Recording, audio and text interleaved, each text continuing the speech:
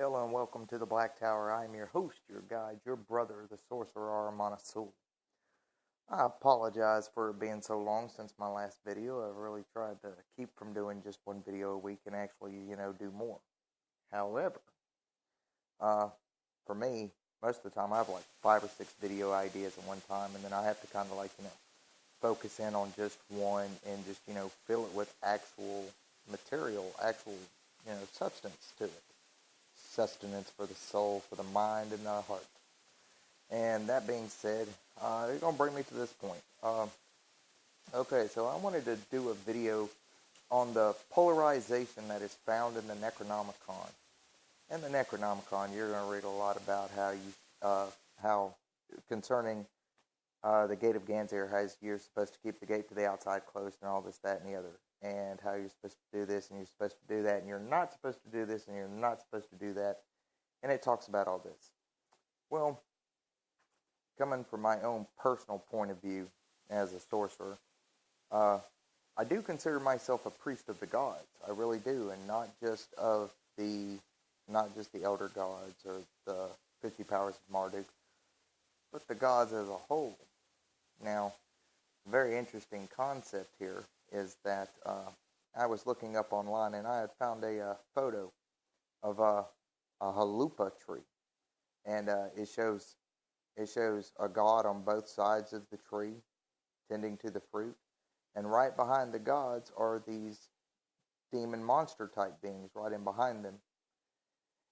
And all of a sudden there was a concept that came to me concerning this, that if we think of our souls as seeds that become trees, then it makes sense that the gods are like gardeners, tending to the tree, and us being the tree, and also that the demons are tending to it as well. Now, this is very interesting because from a polarized point of view, demons are supposed to be evil, destructive, baneful beings, and all this other stuff, and gods are supposed to be the good, kind, benevolent kind, right? Well, if you remain polarized in your thinking of any sort, then you're going to miss out on a lot of what magic actually has to teach you. That's why I prefer sorcerer, because a long time ago, when I was working with the Necronomicon, and I took it to be my sacred text book that I worked with, the gods became real. They walked with me, and I walked with them, and co-creating type thing. Well, getting back to what I was trying to say concerning the polarization, in the book, it talks about the underworld and how dangerous it is, and Arish Kagal, and the descent of Anana, and all this other stuff. To a certain point, when we're reading the Necronomicon, what exactly are we supposed to be getting from this? Well, I did to that book what I did to Christianity and their Bible. I threw the dogma out. I threw the story out. Good and evil and all this other shit, I threw it completely out.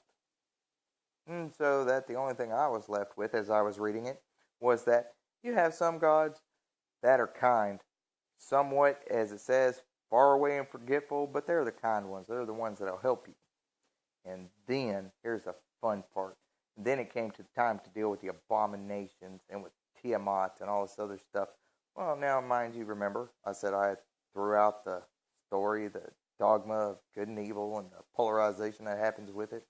And all of a sudden, I was left with this most beautiful concept that if you think back to that image that I was pointing out about the tree being tended by the gods and the abominations, this is a very interesting fact that both are responsible for the cultivation and creation of the souls that we are, of our inner lights, our star self, our inner god goddess, our inner angel daemon. And that's kind of funny that I say those words like that because, you got the gods and you got the abominations, and that would be like a angel and like a demon, and then we refer to our souls as the angel daemon because we no longer separate our higher self and our lower self because they're exactly the same. They're just wearing the face. And that face is dependent upon the density of the plane upon which they are working from. Subconscious, darker, there you got your demon. Conscious, light, there you got your angel. And then let's go a bit further than that. Let's think in the consciousness. What is the difference between light and dark on a really crazy, chaotic, sorcerer mentality way of looking at it? Okay, so check it. The light itself would represent spreading of, shining and all this other stuff. And therefore, it would represent the spoken word, because it exclaims to all of the universe and all of the creation, hey, I'm here, blah, blah, blah. Through thoughts, through expression, and all this other stuff. Now then, let us look at darkness. Darkness is contraction. Instead of expansion, it's contraction. And it is silent. Says nothing. Makes no noise. Makes no nothing. Now, if you take this that I've just said, and you think about in the Magon text, where it was talking about how the gods were upsetting Tiamat with their clamor in the heavens. Can you see it? Can you think what I'm trying to explain? Can you see it? Can you understand it? So maybe, because these are so-called beings of light and order, when the universe was created and light was born, and these symbolically these beings were born. What was happening was that it's kind of like a parent trying to sleep, and they got 2- and 3-year-olds that go and push the chairs up against the wall and cut the light switch on and off. It's kind of like what these things were doing, because their presence there. You had these very ancient beings that were they were formless, and they were in the universe as they were in the dark with the lights out and everything else, and this was their realm in that density. And they were fine, and everything was quiet, and everything was silent, and there was no noise, and there was no nothing. They just were what they were. And all of a sudden, they give birth to this light to these children. And, well, like all kids, parents, if you're a parent, you know good and well what I'm talking about. You lose a lot of sleep.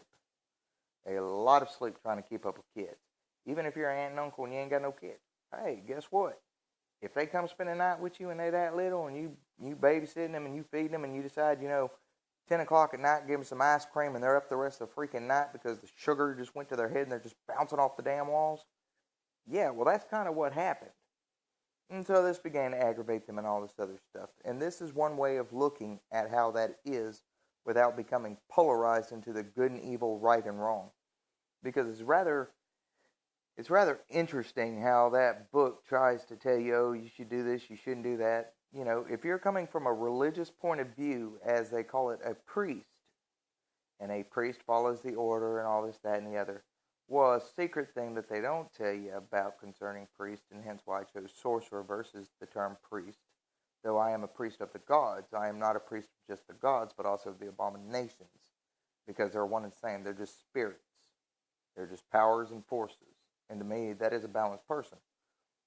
But getting back to it, though, if you look at the book, and it sits there and it tells you, I can do this, I can do that, and the curse of this and that be upon you, and, and all this, that, and the other. There is a thing to be said about caution. I am the most chaotic, magical motherfucker I know. I will throw myself into the fire. I will mess with stuff that I have absolutely no understanding or knowledge of just to see what it does. But that's what I do. But I don't do it stupidly. I have my armor, my Ata Malkut Bagebra, your Solar Cross, or the An-Ki Nagal Marduk. And I have all these, I put on the armor, the magical armor, and I am armed with the knowledge of my magical training, and that brings me to another concept here. In the military and with police and with everything else, they train these people to be defensive and offensive. And the thing is that they teach them one thing. Rely on your training. Fall back on your training. Believe in the training. So as magical people, magical magicians, we're like war mages. We're taught the ins and outs of magic, whether by ourselves or through books or whatever. And in this sense, we are trained to how to deal with certain things. Well, those of us who deign to work with dark or light magics, with any kind of magic, just because it's magic and because, wow, it's so fucking awesome. I love it. But you have to believe in your training, because I fall back on the fact that I have perfected my own meditation technique of how to empty the mind, the Zen Buddhist no mind, and all this other stuff, and that's my particular method, and so forth and so on. So I know how to clear my mind so that I'm not picking up on signals I'm not supposed to. My brain ain't throwing ideas and stuff out there. I empty my mind completely to where it's like a blank sheet. I then put on the armor, the magical armor. I then sit down with, whether it's a seal or it's a calling or it's evocation, invocation, any of that stuff. And I just begin working it just to see. And I'm like, hey, show me your face. Show me your true face. Show me.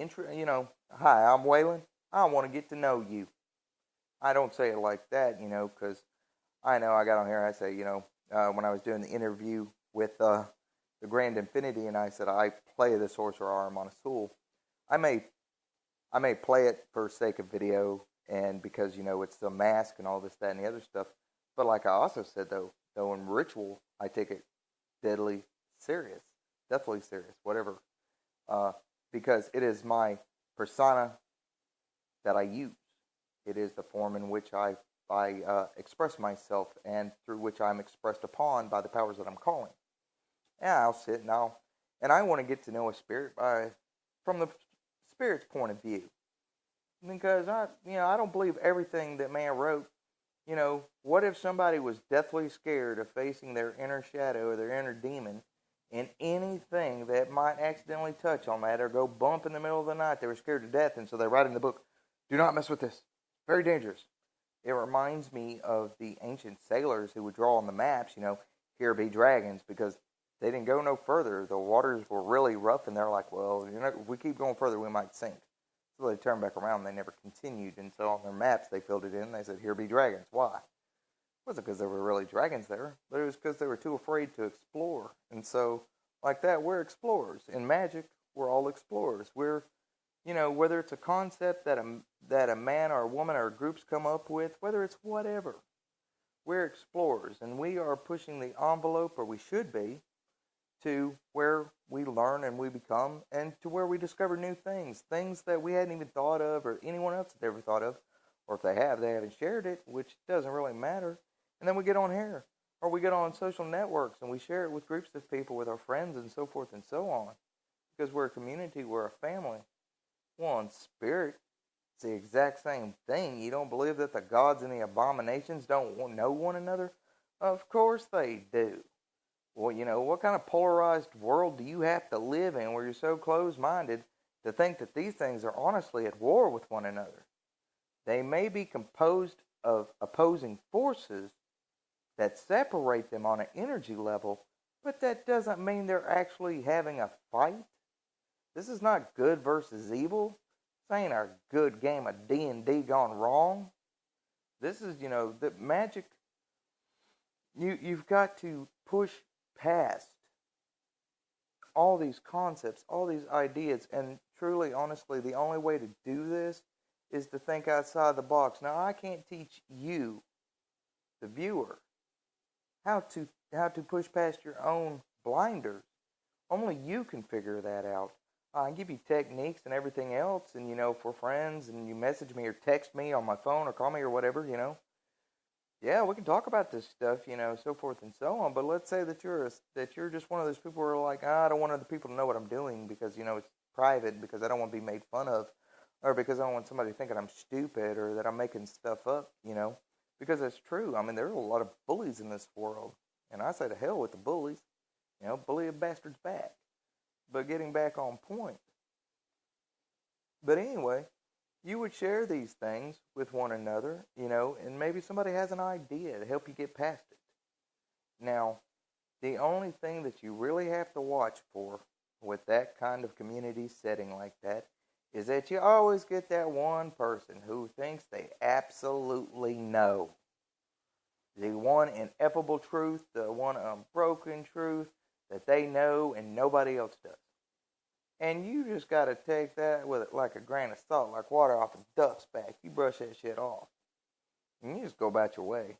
Yeah, I ignore people like that because whether or not, they're just wanting attention, or whether or not because, they honestly think that they know everything about it.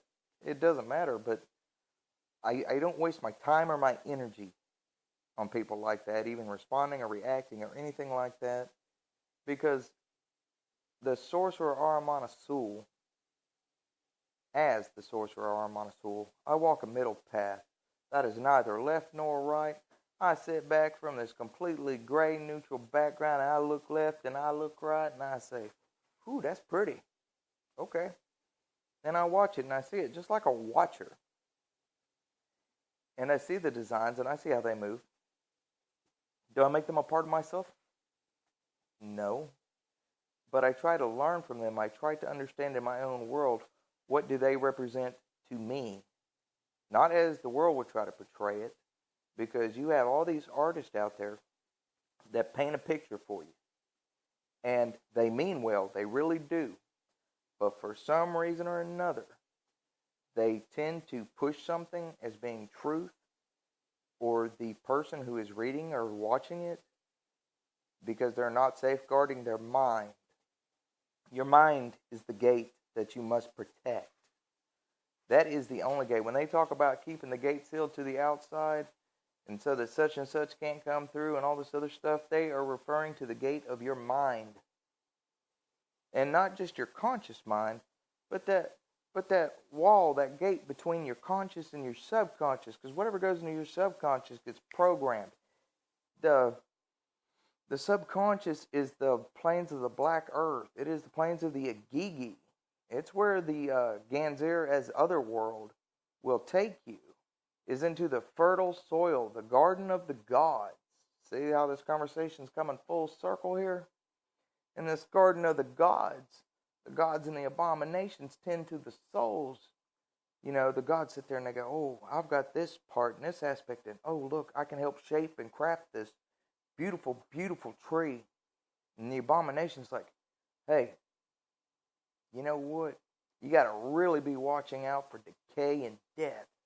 I got a really neat idea of how you can protect from it, or how you can,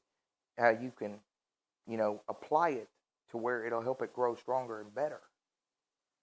And when you look at the gods and the abominations in this sense as gardeners, as tending to the sacred tree, and you are that sacred tree, well, then you come a lot closer to understanding their place in both the universe, external, macrocosm, and internal, lower, microcosm in your own world, your own universe.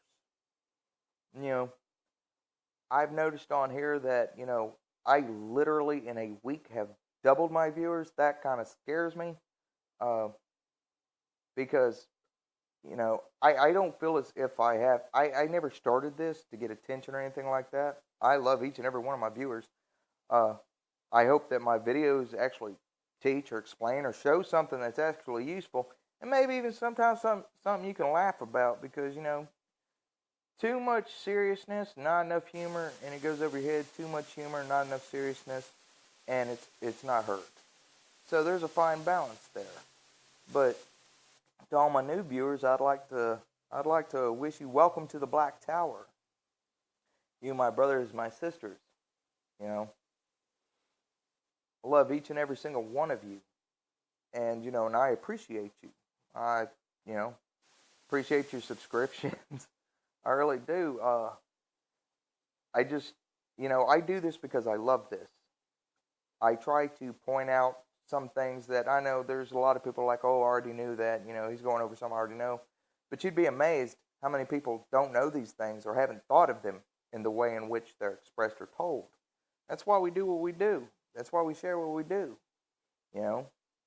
And with that, I just wanted to give a short video concerning the Garden of the Gods, and maybe how to remove the polarization of what the Simon Necronomicon, your handy-dandy book.